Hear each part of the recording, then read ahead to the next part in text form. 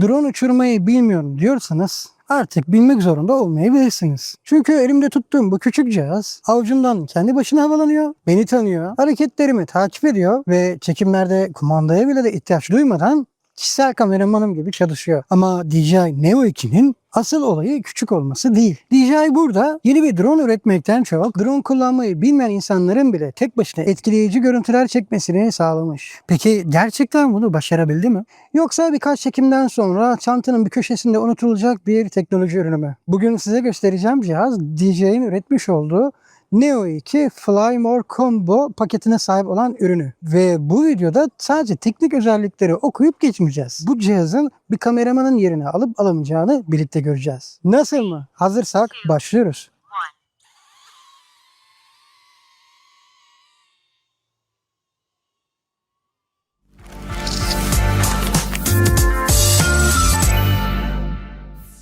DJI Neo 2'ye ilk baktığınızda aklınıza gelen ilk kelime muhtemelen küçük olacaktır. Ancak birkaç dakika kullandıktan sonra bu cihazı tanımlamak için kullanacağınız kelime büyük ihtimalle değişecek. Çünkü Neo 2'nin en önemli özelliği küçük olması değil, size mümkün olduğunca az iş bırakması.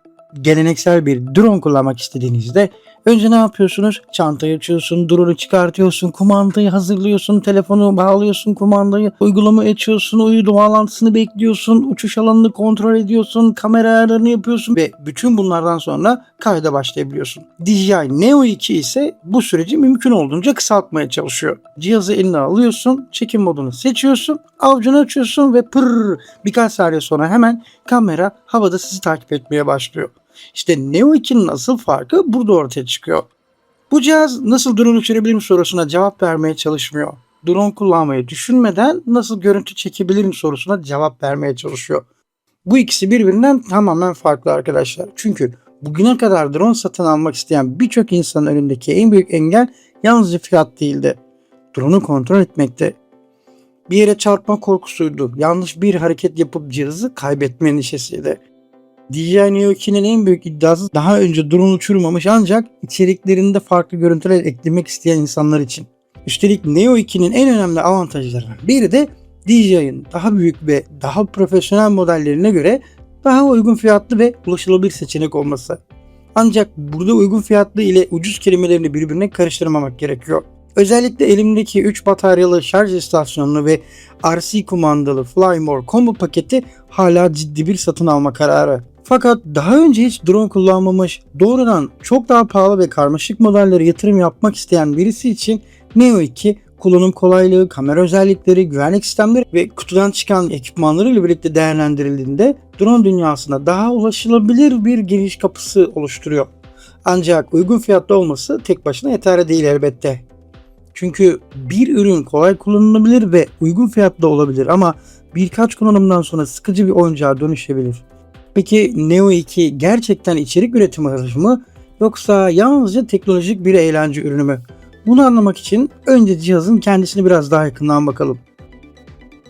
DJI Neo 2 yaklaşık 151 gram ağırlığında, dijital alıcı ve verici modülü takıldığında ağırlık bir miktarda artıyor ancak cihaz hala oldukça hafif kalıyor.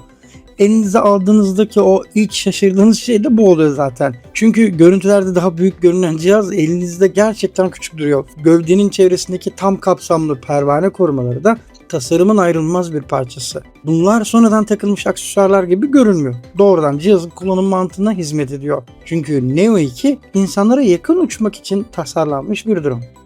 Avucunuzdan kalkıyor, size yaklaşabiliyor, size birkaç metre mesafeden takip edebiliyor, dar alanları da kullanılabiliyor ve uçuş tamamlandığında yeniden avucunuza dönebiliyor. Dolayısıyla açıkta dönen pervaneler bu cihazın kullanım mantığıyla pek uyuşmazdı. Pervane korumaları burada yalnızca cihazı korumuyor, kullanıcıya daha psikolojik güven veriyor. Neo 2'nin kapalı ve bütünleşik tasarımı ilk baktığınızda bu tedirginliği ciddi biçimde azaltıyor ve tabii ki bunun bir karşılığı var. Bu tasarım katlanmıyor. Yani bazı mini serisi DJI modellerinde olduğu gibi kollarını kapatıp cihazı çok ince bir forma dönüştüremiyorsunuz. Fakat gövde zaten yeterince küçük olduğu için günlük bir sırt çantasında ciddi bir yer kaplamayacak durumda ve burada DJI'nin önceliği mümkün olan en küçük taşıma hacmi değil, cihazı çantadan çıkardığınız anda kullanıma hazır hale getirmek. Ve bence bu ürün için çok doğru bir tercih olmuş. Çünkü Neo 2'nin bütün karakteri hız üzerine kurulu. Hazırlık süresi kısa, kalkış süresi kısa, çekime başlamak oldukça kolay. Üzerindeki küçük ekran ve fiziksel kontrolleri sayesinde seçili çekim modunu cihaz üzerinden de görebiliyorsunuz ve bazı işlemleri telefonla uğraşmadan gerçekleştirebiliyorsunuz.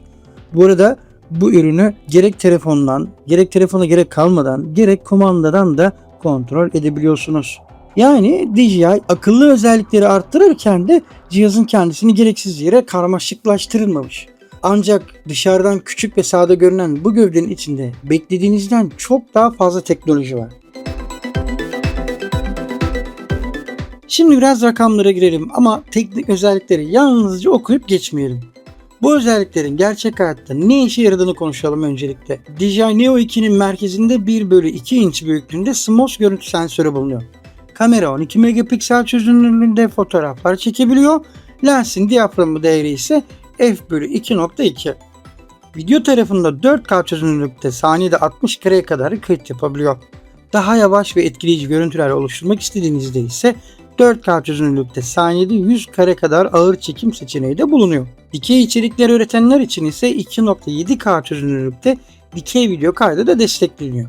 Bakın bu çok önemli çünkü bugün çektiğiniz görüntü yalnızca YouTube gibi ana videoda kullanmıyorsunuz. Aynı görüntü YouTube Shorts, Instagram Reels ya da diğer dikey video platformunda da kullanmak isteyebileceksiniz. Neo 2'nin dikey video desteği görüntüyü böyle sonradan aşırı kırpmak zorunda kalmadan sosyal medya içeriklerini uyarlamayı kolaylaştırıyor. Ancak teknik özellik tablosunda 4K yazması artık tek başına çok fazla bir şey ifade etmiyor. Çünkü bugün uygun fiyatlı telefonlarda bile 4K video kaydı var. Asıl önemli olan sensörün ışığı nasıl kullandığı, hareket sırasında görüntünün nasıl davrandığı ve o kameranın yön değişimleri ne kadar doğal gösterebildiği. Neo 2'nin önemli özelliklerin biri de 2 eksenli mekanik gimbal kullanması. Bakın bu gimbal elektronik görüntü sabitleme ile birlikte çalışarak drone hareket ederken kameranın oluşturduğu o sarsıntıları azaltmaya çalışıyor ve bu konuda da oldukça başarılı. Çünkü drone havada yalnızca ileri ya da geri gitmiyor. Rüzgara karşı sürekli küçük düzeltmeler yapıyor ve oldukça da başarılı bir duruş sergiliyor bu konuda. Yüksekliğini koruyor, yön değiştiriyor, sizi takip ediyor ve bütün bunlar gerçekleşirken kameranın görüntüyü mümkün olduğunca sakin tutması gerekiyor ve İşte 2 eksenli mekanik gimbal burada devreye giriyor. Küçük gövdeden beklenmeyecek kadar dengeli ve akıcı görüntüler oluşturabilmesinin temel nedeninden biri de bu. Depolama tarafına geldiğimizde ise 49 GB'lık dahili bir hafıza bulunuyor. Bu sayede kutuyu açar açmaz ayrıca bir hafıza kartı satın almadan çekim yapmaya başlayabiliyorsunuz. 49 GB'lık alan günlük kullanım ve uzun 4K video kayıtları için oldukça rahat diyebilirim. Ancak cihazda microSD kart yuvası bulunmuyor. Yani depolama alanı dolduğunda yeni bir kart takıp böyle çekime devam edemiyorsunuz. Görüntüleri telefonunuza ya da bilgisayarınıza aktarmanız gerekiyor ve uzun bir seyahate çıkarsanız ya da arka arkaya çok fazla 4K video çekecekseniz dosya yönetimini hesaba katmanız oldukça önemli. Uçuş tarafında Neo 2'nin öne bakan lidar sensörü bulunuyor ve buna çok yönlü görsel algılama sistemi ve aşağı yönlü kızılötesi algılama sistemi de eşlik ediyor. Bu sensörler çevredeki engelleri gerçek zamanlı olarak algılamaya ve olası çarpma riskini azaltmaya çalışıyor. Takip tarafında da Active Track bulunuyor. Açık alanlarda uygun koşullar altında saatte yaklaşık 43 kilometreye denk gelen 12 metre bölü saniyeye kadar takip yapabiliyor.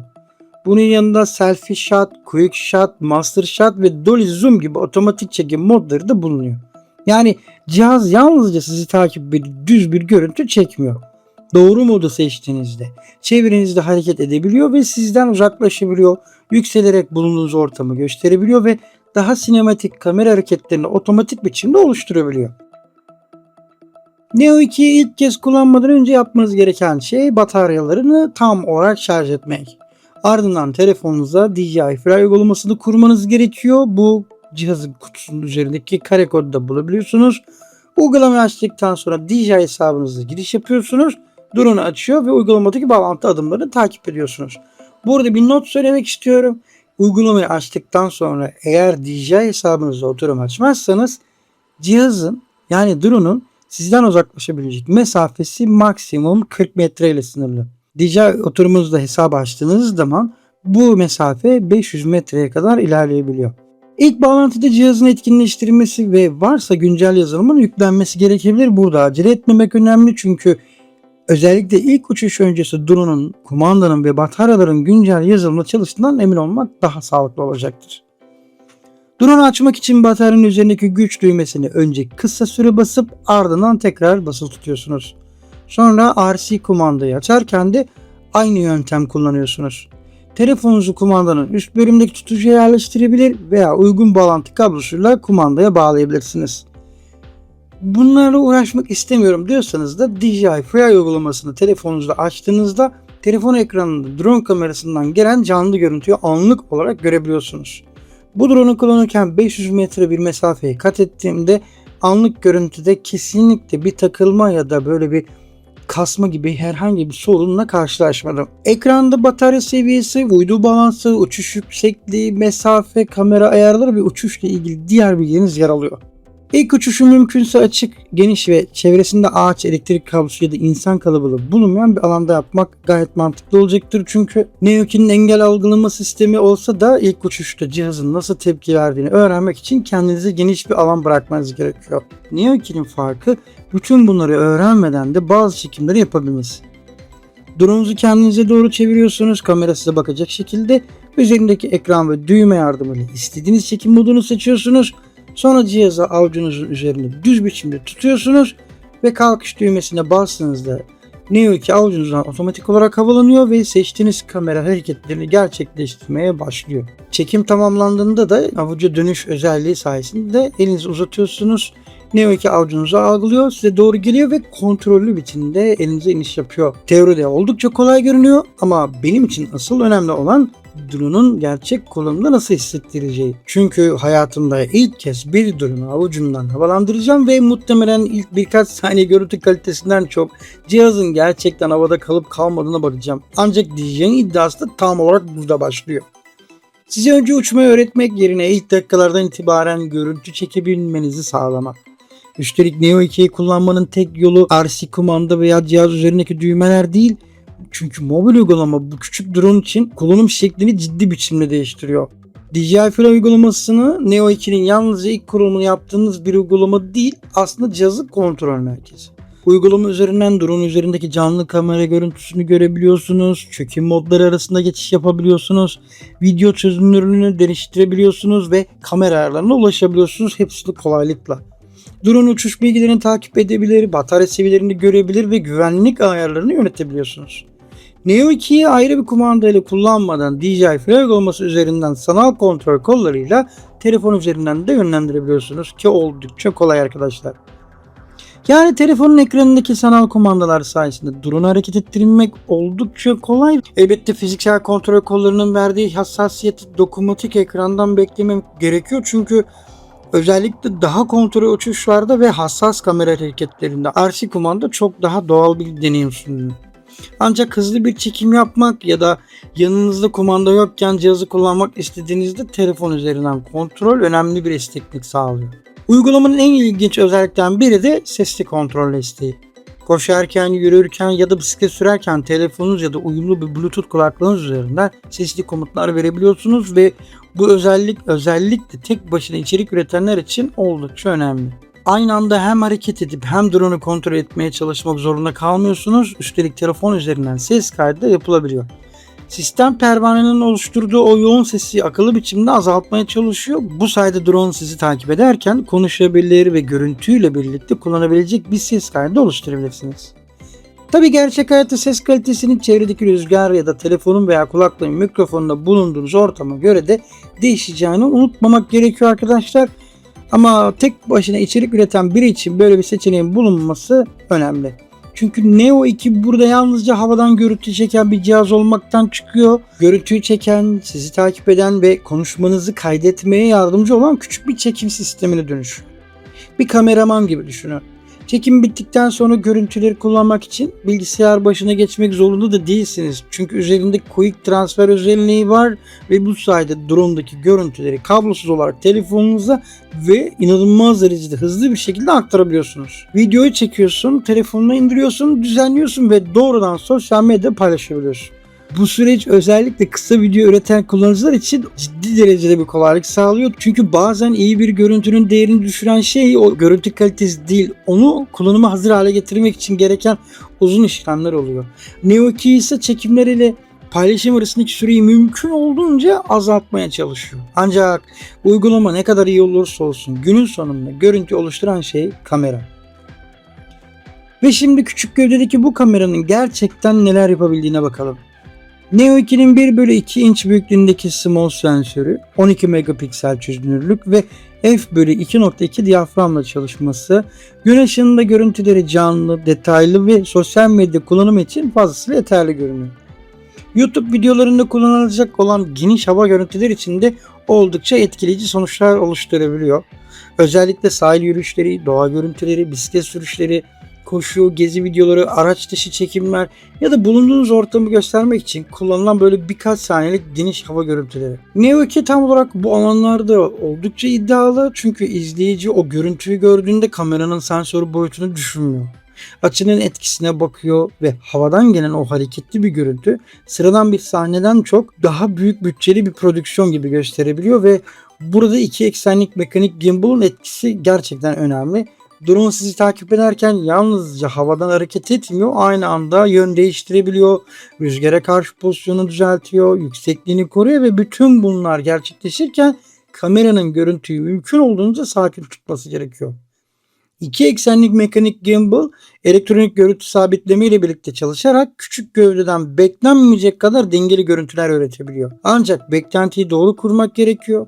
Neo 2 profesyonel sinema drone'u değil. Büyük sensörlü bir hava kamerası hiç değil. Gün ışığında, açık havada ve yeterli ışık altında oldukça canlı, sosyal medya için fazlasıyla kullanılabilir ve YouTube videolarının rahatlıkla eklenebilecek görüntüler üretebilir. Fakat ışık azaldığında küçük sensörün sınırları ortaya çıkmaya başlayacaktır çünkü gölgelerde detay azalabilir, görüntüde gürültü artabilir. Gece çekimlerinde büyük sensörlü ve daha çok pahalı dronelarla aynı sonucu beklememek gerekiyor. Yani bu cihazı gece sinematik şehir görüntüleri çekeceğim düşüncesiyle alıyorsanız beklentiniz biraz fazla yüksek olabilir. Neo 2'nin doğal yaşam alanı gün ışığı, açık hava, hareket ve hızlı içerik üretimi. 4K 100 FPS ağır çekim desteği ise özellikle hareketli sahnelerde oldukça önemli. Koşu, bisiklet, araç veya hızlı kamera hareketlerini yavaşlattığınızda daha da etkileyici görüntüler oluşturabiliyorsunuz. Ancak kamera ne kadar iyi olursa olsun sizi kadrajda tutmazsa bütün o teknik özelliklerin anlamını kaybediyor ve Neo 2'nin asıl gösterisinin başladığı bölüme geliyoruz. Neo 2'nin en güçlü özelliği 4K çekmesi değil, sizi takip edebilmesi. Çünkü 4K kayıt yapan çok sayıda drone var. Ancak cihazı elinizden kaldırıp yürümeye başladığınızda sizi kendi başına kadrajda tutabilen ürünlerin sayısı oldukça az. Neo 2'de aktif track sistemi sayesinde sizi algılayarak hareketlerinizi takip ediyor ve farklı çekim modları sayesinde yalnızca arkanızdan gelmek zorunda kalmıyor. Etrafınızda hareket edebiliyor, sizden uzaklaşabiliyor, yaklaşabiliyor, yukarı doğru yükselerek çevreye gösterebiliyor ve bunları yaparken çekimin mümkün olduğunca akıcı görünmesini sağlamaya çalışıyor. Ancak burada önemli olan yalnızca takip etmesi değil, takibi nasıl yaptığı. Çünkü kötü bir takip sistemi sizi kadrajın ortasında tutabilir ama sürekli ani hareketler yapabilir. Kamera sağa sola savrulur, görüntü robotik görünür. Ortaya teknik olarak doğru ancak izlerken rahatsız eden bir video çıkar. Neo 2 ise hareketleri daha tahmin edebilir ve daha yumuşak hale getirmeye çalışıyor. Siz yön değiştirdiğinizde de aniden tepki vermek yerine hareketinizi anlamaya çalışıyor. Selfie Shop özelliği ise tek başınıza veya bir grupla çekim yaparken bel üstü, tam boy veya daha geniş çekimler oluşturabiliyor. Tripod kurmak zorunda değilsiniz. Kamerayı bir yere bırakıp kadraja girip çıkmak zorunda değilsiniz. Drone sizi algılıyor ve seçilen çekim türüne göre kadrajı otomatik olarak oluşturuyor. Bu özellik özellikle yalnız içerik üreten insanlar için oldukça önemli. Normalde yürürken kendinizi çekmek istediğinizde telefonu bir tripod üzerine koymanız gerekir. Kameradan uzaklaşırsın, çekim yaparsın, tekrar kamera yanına dönersin, tripodu toplarsın. Başka bir açı için aynı işlemi tekrardan yaparsınız. Neo 2 ise kamerayı sizinle birlikte hareket ettiriyor. Yani yalnız görüntü çekmiyor. Çekim sürecindeki ikinci insan ihtiyacını azaltıyor. Bence DJI'ın bu cihazla yaptığı en önemli şey tam olarak bu. Drone'u uçan kamera olmaktan çıkarıp hareket eden kişisel kameramana dönüştürebilmek. Fakat takip sistemi kusursuz değil. çok ani yön değişikliklerinde veya çevrede birbirine benzeyen çok sayıda hareketli nesne olduğunda sistemin zorlandığı anlar olabiliyor. Ağaç dalları, dar geçişler ve karmaşık çevre koşulları hala dikkat gerektiriyor. Çünkü üzerinde sensör olması cihazın fizik kurallarına muaf olduğu anlamına gelmiyor. Ve uçan bir kameramanın önünde çok gerçek problemler var. Ağaçlar, duvarlar, direkler, kablolar ve bazen sizin bile son anda fark ettiğiniz küçük engeller. İşte Neo 2'nin güvenlik sistemleri burada devreye giriyor. Neo 2 çok yönlü görsel algılama sistemi, öne bakan lider sensörü ve aşağı yönlü kızılötesi algılama sistemi ile çevresini kapsamlı bir şekilde algılamaya çalışıyor. Bu özellik ilk kez drone kullanacak insanlar için teknik özellik tablosundaki en değerli özelliklerden biri olabilir. Çünkü yeni başlayan bir kullanıcı için görüntü kalitesinden önce güven geliyor. Bir yere çarpar mı? Kontrolü kaybeder miyim? Takip ederken ağacı girer mi? Yanlış bir hareket yaptığımda ne olur? Bu sorular benim de aklımda ama çünkü ilk kez uçuracağım bir cihazın havada nasıl tepki vereceğini henüz bilmiyorum. Neo 2 çevresindeki engelleri algılayarak riskli durumları azaltmaya çalışıyor. Özellikle açık alanlarda, belirgin engellerde ve yeterli ışık koşullarında sistem yeni kullanıcıya ciddi güven verebiliyor. Tam kapsamlı pervane korumaları da ikinci güvenlik katmanını oluşturuyor. Yani DJI yalnızca elektronik sensörlere güvenmemiş, fiziksel olarak da pervanenin çevresini koruma altına almış.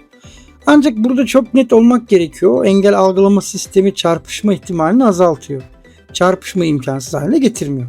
Dolayısıyla cihazda lidar ve çok yönlü algılama sistemi var diye onu ağaçların arasında tam hız döndürüp de bütün sorumluluğu sensöre bırakamazsınız. Teknoloji size yardımcı olur ancak çevreyi kontrol etme sorumluluğu hala sizde. Ve şimdi gelelim küçük dronların en çok tartışılan konularından birine, batarya. Çünkü cihaz ne kadar akıllı olursa olsun havada kalabildiği süre kadar özgürsünüzdür. DJI Neo 2 için uygun test koşullarına yaklaşık 19 dakikaya kadar maksimum uçuş süresi açıklıyor. Ancak gerçek kullanımda bu süre değişebilir. Rüzgar, hava sıcaklığı, takip hızı, yapılan manevralar, kamera kullanımı, drone'un sürekli konum düzeltme yapması ve güvenli geri dönüş için bırakılan batarya payı. Bunların tamamı gerçek uçuş sürelerini etkiliyor ve dolayısıyla teknik özelliklerde yazan 19 dakikayı 19 dakika boyunca kesintisiz görüntü çekebileceğin şeklinde düşünmemek gerek. Drone'u kaldırıyorsun, önce konum alıyorsun, çekim modunu seçiyorsun, ilk görüntüyü deniyorsun, bazen açıyı beğenmiyorsun, tekrar çekiyorsun. Bir süre sonra batarya seviyesi düşüyor ve cihazın güvenli biçimde geri dönebilmesi için hala enerjiye ihtiyacı oluyor. Yani gerçek kullanımda zaman düşündüğünüzden daha hızlı geçiyor ve Fly More Combo paketinin önemi de burada ortaya çıkıyor. Bu pakette toplam 3 adet akıllı uçuş bataryası bulunuyor. Kağıt üzerinde 3 batarya ideal koşullarda toplam yaklaşık 57 dakikaya kadar uçuş potansiyeli anlamına geliyor ama gerçek kullanım süresi daha düşük olacaktır. Ancak yine de tek bataryaya göre kullanım deneyimi tamamen değişiyor. Bir bataryayla çekim yaparken sürekli pil hücresini düşünürseniz bir çekim daha yapabilir miyim? Biraz daha uzağa gitsem dönüşe yeter mi? Bu açıyı tekrar denemeli miyim? 3 bataryada ise daha rahat hareket ediyorsun. Fly More Combo paketinden çıkan çift yönlü şarj istasyonu ise 3 bataryayı tek yerde şarj edebiliyor. Uygun güçte bir USB-C adaptör kullanıldığında 3 bataryanın şarj süresi yaklaşık 1 saat seviyesine kadar düşebiliyor. Ancak burada kullanılan adaptörün gücü önemli. Daha düşük güçlü bir telefon adaptörü kullanırsanız şarj süresi uzayacaktır. Bu nedenle yalnızca kablo değil, kullandığınız güç adaptörüne de dikkat etmeniz gerekiyor. Şarj istasyonunun avantajı yalnızca hız değil, bataryaları tek yerde düzenli biçimde tutmanız da oluyor. Aynı şekilde çantanın içinde ayrı ayrı batarya aramıyorsunuz. Hangi bataryanın dolu olduğunu daha kolay takip edebiliyorsunuz. Ayrıca çift yönlü yapısı sayesinde uygun kullanım senaryolarında bataryalarda kalan enerjiyi başka cihazlara aktarmak için de kullanabiliyor. Pakette 3 adet batarya bulunması 3 bataryanın her koşulda aynı anda aynı hızda dolacağı anlamına da gelmiyor. Şarj davranışı kullanılan adaptörün gücüne ve sistemin enerji yönetimine göre de değişebiliyor. Dolayısıyla mümkün olan en iyi şarj performansı için yeterli gücü sağlayan kaliteli bir USB-C adaptör kullanmak daha mantıklı. Sonuç olarak Neo 2'nin tek bataryayla sunduğu uçuş süresi mucize değil arkadaşlar. Ama 3 bataryalı Fly More Combo paketi de bu sınırlamayı çok daha yönetilebilir hale getiriyor. Ve bence bu cihazı gerçekten düzenli kullanmayı düşünüyorsanız Flymore Combo'nun en büyük avantajı ekstra aksesuarlar değil, size daha fazla deneme hakkı vermesi. Fakat Neo 2'yi yalnızca otomatik modlarda kullanmak zorunda değilsiniz. Çünkü elimdeki paketin en önemli parçalarından biri RC kumandası. Neo 2'yi farklı yöntemlerle kontrol edebiliyorsunuz. Cihazın üzerinde akıllı çekim modlarını kullanabiliyorsunuz. El hareketlerinden yararlanabiliyorsunuz. Telefon üzerinden kontrol edebiliyorsunuz. Sesli komut verebiliyorsunuz ve RC kumanda ile daha geleneksel bir drone deneyimine geçebiliyorsunuz. Bakın bu çeşitlilik oldukça önemli. Çünkü Neo 2'yi satın alan herkes aynı kullanıcı değil. Bir kullanıcı yalnızca yürürken kendisini takip etmesini isteyebilir. Başka birisi gezi videoları için hızlı hava görüntüleri çekmek isteyebilir. Bir başkası kumandayla daha kontrollü ve sinematik hareketler yapmak isteyebilir. Neo 2 bütün bu kullanım alanlarını tek bir gövdede bir araya getirmeye çalışmış ve RC kumandanın kendi ekranının bulunmadığı gibi telefonunuzu kumandanın üst kısmındaki bölüme yerleştirip bağlantı kablosuyla kumandayı bağladığınızda yine telefon ekranında DJI Fly uygulaması üzerinden canlı görüntüyü ekranınızda görebiliyorsunuz. Peki bütün bu özellikleri bir yere getirdiğimizde Neo 2 gerçekten kim için mantıklı? DJI Neo 2 özellikle yalnız içerik üretenler için oldukça ilginç bir cihaz. YouTube videosu çekiyorsanız, gezi içerikleri hazırlıyorsanız, bisiklete biniyorsanız, koşuyorsanız, doğa yürüyüşü yapıyorsanız, motosiklet kullanıyorsanız ya da sosyal medya videolarınızda klasik telefon görüntülerinden farklı açılar istiyorsanız Neo 2 ciddi anlamda işinize yarayabilir. Çünkü bu cihazın en büyük avantajı yalnızca görüntü kalitesi değil, normalde tek başınıza çekemeyeceğiniz görüntüleri çekebilmeniz. Neo 2 size yeni açılar veriyor, yeni hareketler veriyor ve en önemlisi bunları çekmek için ikinci bir kişiye ihtiyaç duymuyor. Uygun fiyatlı olması da burada önemli çünkü drone dünyasına ilk kez girmek isteyen biri doğrudan çok daha büyük, pahalı ve karmaşık modele yatırım yapmak isteyebilir. Neo 2 daha düşük giriş maliyeti, kolay kullanım özellikleri ve otomatik çekim yetenekleri ile bu dünyaya daha da ulaşılabilir bir başlangıç sunuyor. Ancak herkes için doğru cihaz değil. Profesyonel reklam çekimleri yapıyorsanız, gece görüntü kalitesi sizin için çok önemliyse, büyük sensör performansı bekliyorsanız, çok uzun uçuş sürelerine ihtiyacınız varsa, özellikle güçlü rüzgarlarda uzun mesafeli hava çekimleri yapmayı planlıyorsanız daha üst sınıf modellere bakmanız gerekir. Ve şimdi en önemli soruya geldik. Flymore Combo gerçekten alınmalı mı? Ben bu cihazı düzenlik olarak kullanacak olsaydım tek bataryalı paketten çok Flymore Combo seçeneğini önerirdim.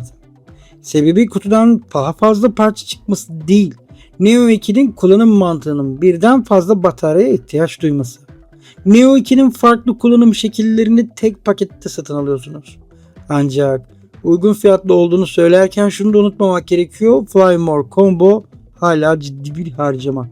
Fakat 3 batarya, çift yönlü şarj istasyonu, RC kumanda ve cihazın sunduğu akıllı özellikler birlikte değerlendirildiğinde fiyat performans dengesi çok daha anlamlı hale geliyor. Özellikle daha önce hiç drone kullanmamış ancak tek seferde eksiksiz bir başlangıç paketi almak isteyen biri için bu paket daha mantıklı görünüyor.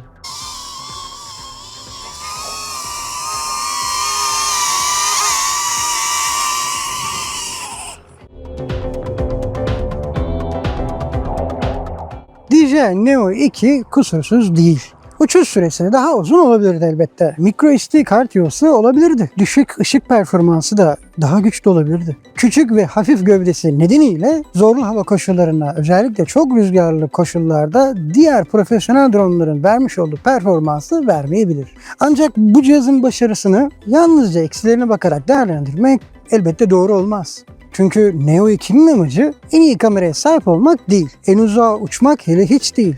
En uzun süre havada kalmak değil. DJI'nin burada yaptığı şey çok daha farklı. Drone kullanmakla görüntü çekmeyi arasındaki mesafeyi küçültmek. Daha önce drone kullanmamış bir insanın cihazı eline alıp birkaç dakika havadan görüntü çekebilmesini sağlamak. Tek başına içerik üreten birinin yanında ikinci bir kameraman varmış gibi hareketli görüntüler oluşturabilmek. Ve gerektiğinde otomatik çekim cihazından çıkıp RC kumandayla kontrol edilen gerçek bir drone'a dönüşebilmek. Bu yüzden DJI Neo 2'ye yalnızca küçük bir drone demek eksik kalıyor. Bu cihaz aslında sırt çantanıza sığmaya çalışan küçük bir çekim ekibi. Bazen sizi takip ediyor, bazen etrafınızda dönüyor, bazen ise yukarı çıkarak bulunduğunuz yeri gösteriyor. Sesli komutlarınızı dinliyor, konuşmanızı harici bir mikrofonla kaydetmenize yarıyor. Bazen de sizin tek başınıza çekemeyeceğiniz görüntüyü tek başına çekebilmeyi mümkün hale getiriyor. Peki satın almaya değer mi? Eğer beklentiniz profesyonel sinema kalitesinde bir drone'sa, çok uzun uçuş süresi, güçlü gece performansı ve zorlu hava koşullarında, özellikle rüzgarlı havalarda profesyonel kullanım maalesef sunmayacaktır. Ancak daha önceden hiç drone kullanmadıysanız, tek başınıza içerik üretiyorsanız, kolay taşınan, hızlı kullanabilen, sizi kendi başına takip edebilen ve gerektiğinde kumandasıyla kontrol edilebilen uygun fiyatlı bir drone arıyorsanız, DJI Neo 2 şu anda sınıfının en iyi cihazlarından bir tanesi. Flymore Combo RG paketi, 3 batarya, şarj istasyonu ve fiziksel kumandanın sağlamış olduğu özgürlük sayesinde Neo 2 deneyiminin tamamlanmış halidir. Şimdi asıl merak ettiğim sizin düşünceleriniz. Sizce DJI Neo 2 gerçekten de kişisel bir kameraman mı? Yorumlarda mutlaka bunu belirtmeyi unutmayın. Videoyu beğendiyseniz beğenmeyi ve kanalıma abone olmayı unutmayın. Bir sonraki videoda görüşmek üzere, hoşçakalın. 3, 2, 1.